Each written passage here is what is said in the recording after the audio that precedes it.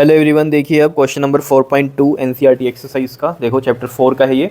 देखो क्या कहते हैं इसमें, a long straight wire carries a current of 35 ampere. ठीक है, एक लॉन्ग स्ट्रेट वायर है जिसमें कितना करंट जा रहा है, हमने मान लिया 35 एम्पियर का। ठीक है, what is the magnitude of the field B at the point 20 centimetre from the wet. अब यहाँ से मान लो ये पॉइंट हो गया पी, जो कि है कितना 20 सेंटीमीटर। यहाँ पर आपको मैग्नेटिक फील्ड निकालना है। क्लियर, बताओ।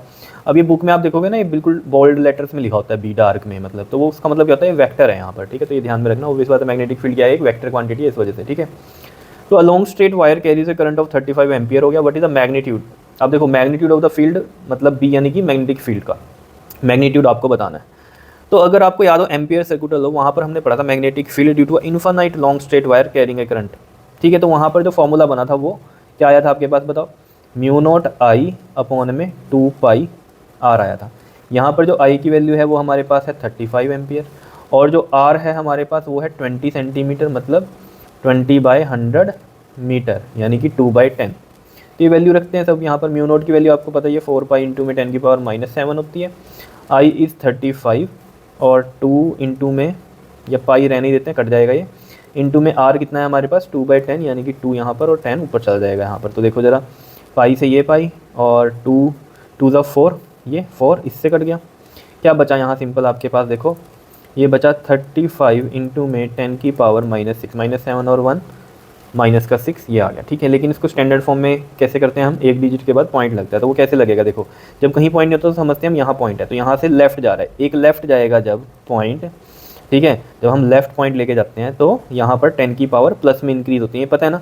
अगर पॉइंट हम राइट में लेके जाते हैं तो 10 की पावर यहाँ माइनस में चलती हैं। जैसे एग्जाम्पल समझो, जैसे ये क्वेश्चन है इस तरीके से मान लो। ठीक है, इसमें पॉइंट मुझे यहाँ लेके जाना है लेफ्ट में, यहाँ मान लो अभी इस तरीके से लिखा हुआ है, तो पॉइंट मुझे यहाँ लगाना है, तो इसका मतलब लेफ्ट में जाएगा पॉइंट। तो ये लिखेंगे हम 35.41 इंटू में 10 की पावर +2। जितने डिजिट लेके गए आप लेफ्ट में, तो प्लस में यहाँ 10 की पावर में कर दिया। अब मान लो क्वेश्चन है इस तरीके से 30, या कोई और नंबर लेता हूँ मैं, जैसे 82164। ठीक है, जो हमारे पास पॉइंट है वो यहाँ लगा हुआ है। ठीक है, इसको मेरे को राइट में लेके जाना है तो मैं 8216.4 लिखना चाहता हूँ। 2 राइट में लेके गए तो 10 की पावर -2 कर दिया मैंने, 2 क्योंकि राइट में लेके गए। ऐसे अगर 3 राइट में लेके जाते तो -3 आ जाता।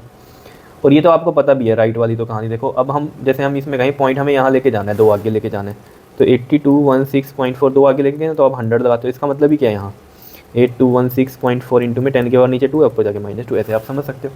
तो मेन लेफ्ट वाले में दिक्कत होती है कि लेफ्ट में जब पॉइंट लेके जाते हैं 10 की पावर किस में चलती है, प्लस में। ठीक है, और अगर इसको ईजी वे में करना है तो देखो कैसे कर सकते हैं हम। देखो मुझे पता है 35 इंटू में 10 की पावर -6 है। ठीक है, तो मुझे इतना पता है कि अगर यहाँ पॉइंट लगाना है तो नीचे 10 होना चाहिए, तो मैं 10 से अगर नीचे मल्टीप्लाई कर रहा हूँ तो ऊपर भी करूँगा।